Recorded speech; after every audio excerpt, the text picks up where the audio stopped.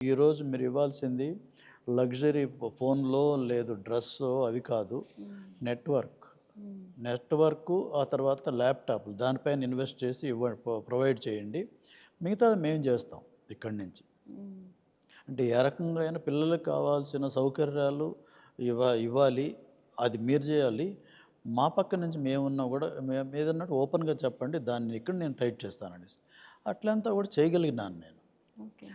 అంటే నేను మీకు అందుకే చెప్పాను. 3 రకాలు మేనేజ్‌మెంట్లుంటారు. హ్మ్. అందులో మే ఇప్పుడు నా పనేమి పిల్లలు చదువుకు ఏం కావాలి అది నేను దాన్ని ప్రొవైడ్ చేయాలి.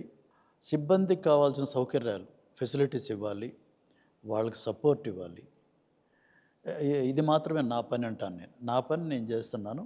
మీకు మా సిబ్బందికి పాండమిక్ టైంలో ఒక్కరోజు కూడా మేము ఇంతవరకు ఈ 23 ఇయర్స్ జర్నీలో మేము 31 ఎప్పుడు మిస్ కాలేదు. 31, 30థ్ ఇచ్చింటాం గానీ సెకండ్‌కి పోలేదు సాలరీ ఇవ్వడం. అప్పుడు కూడా కొంతమంది అంతా 30, 40% కట్ చేసి సాలరీస్ ఇచ్చినారు. మేము చేయలేదు. అప్పుడు కూడా ఫుల్ సాలరీ ఇచ్చాం.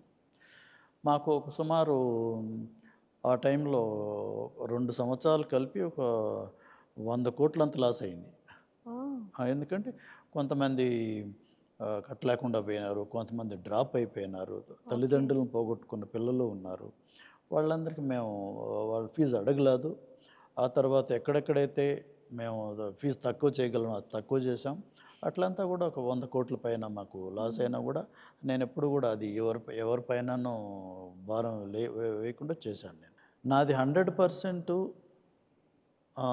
సొసైటీని ఎలా బిల్డ్ చేయాలి? ఇక్కడ చదివే పిల్లలు వాళ్ళు చదివి బయట పోయిన తర్వాత లీడర్స్‌గా బయట పోవాలి. బయటొచ్చే ఛాలెంజెస్‌ని అన్నీ కూడా వాళ్ళు ఫేస్ చేయగలగాలి. అంటే లీడర్‌షిప్ క్వాలిటీస్ వాళ్ళు రావాలి. వాళ్ళు జాబ్ ప్రొవైడర్స్ కావాలి ముందుకు. అని ఇట్లా ఇదే ఆలోచనలతోనే నేను ఎప్పుడూ కూడా అదే మాదిరినే ట్రైనింగ్ చేస్తూ ఉంటాను నేను. పిల్లలకు కూడా అదే ప్రోత్సాహం ఇస్తూ ఉంటాను.